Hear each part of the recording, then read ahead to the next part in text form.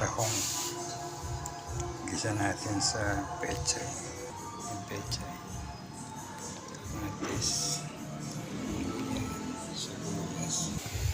Gisa natin yung luya. Ginamit kong hindi mantika, kundi star margarine.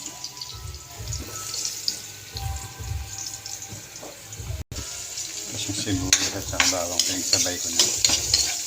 Isayin natin sa konti. Ang ating kamatis. Ating tahong.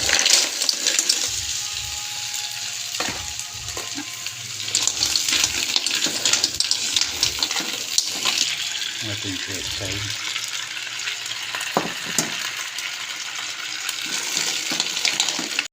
Bigyan natin siya ng kaunting sabaw. Luto na po ang ating tahong na may pechay. Lagyan ko na po ito ng mga pampalasa, tapos yung patis. Ayan. Salamat po sa manonood. Salamat sa Diyos.